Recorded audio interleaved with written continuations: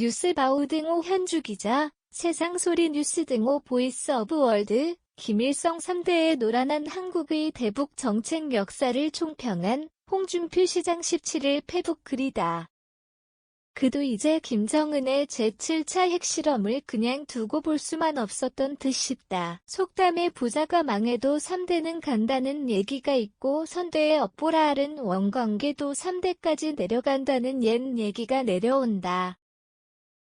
할아버지, 아버지, 손자 3대를 뜻한다.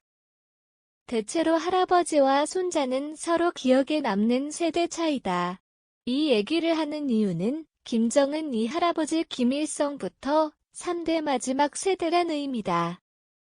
물론 김정은 이후 세대가 있을 수 있지만 인화가 적고 이웃들로부터 미친 개소리 들어가며 너무 설치니까 애군이 미칠 거로 본다. 홍 시장 또한 김일성, 김정일, 김정은 3대에 걸친 핵무기 개발과 한국 대북 정책 역사를 훑어봄으로써 이제 끝을 낼 때가 되지 않았냐는 진단을 냈다. 더 이상 북한에 끌려다닐 수 없다는 판단이다. 그 시초는 91년 노태우의 북방정책으로 거슬러 올라간다. 김일성이 이를 이용해 한반도 비핵화 선언을 이끌어냈고 한국에 있던 전술핵을 철수시키기에 이르렀다는 얘기다.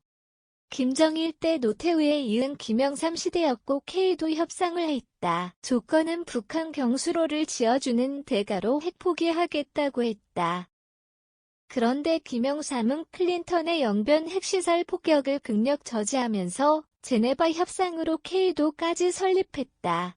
하지만 그것은 북의 기만책에 불과했다고 한다. 다음 김대중 시대에 와서 마치 바로 통일이 될 것처럼 김정일은 평양 군중대회까지 열어 김대중 대통령을 평양에 초청해 열렬히 환영했다.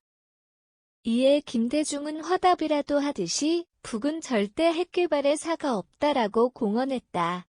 대가로 이른바 햇볕 정책으로 대북 퍼주기 사업에만 몰두했다.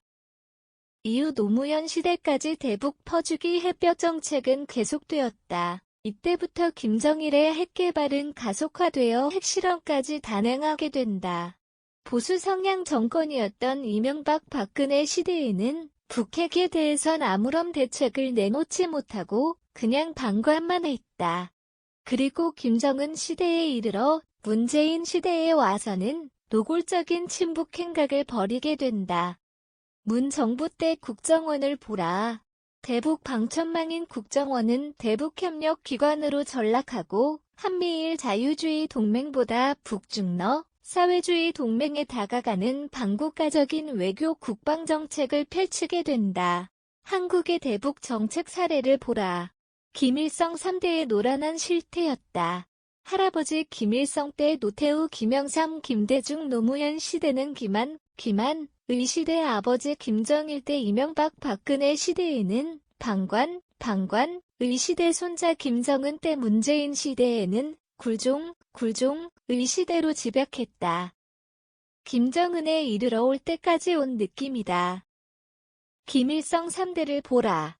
대한민국은 철저하게 핵개발 로드맵에 노란한 종속적인 대북 정책으로 일관했다는 것이 홍 시장 얘기다.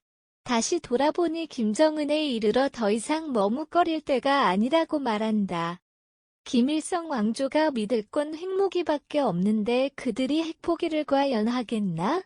할 리가 없는데 자꾸 핵포기하면 경제 지원하겠다는 얘기 맛을 본 김정은에게 노란하기 딱 맞는 바보 같은 짓이란 뜻이다.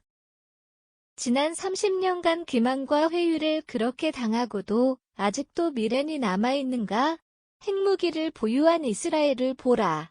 10억 아랍 민족에게 둘러싸여 있어도 안전하단다. 다 핵무기 보유 때문이란다. 북도 똑같은 이유로 핵 보유하고 있다. 이제 낭만적 민족주의에 젖어 비핵화 타령 그만하자. 핵 균형 정책으로 이제 돌아가자. 5천만 국민의 생명과 재산을 지키려면 무장 평화만이 나라를 지킬 수 있다. 핵은 핵으로 강성으로 돌아선 여권 지도부의 호흡을 맞춘 홍 시장의 핵 균형 정책 주장이다. 13일만 해도 김기현의 원입 회복의 핵무기에는 핵무기여야 한다는 핵무기 대칭성을 주장했다. 유승민 전의 원은 12일 전술핵 배치 등 우리도 게임 체인저를 가져야 한다고 강조했고 윤상현의 원은 다소 결이 다르다. 자체 핵무장은 비현실적이다.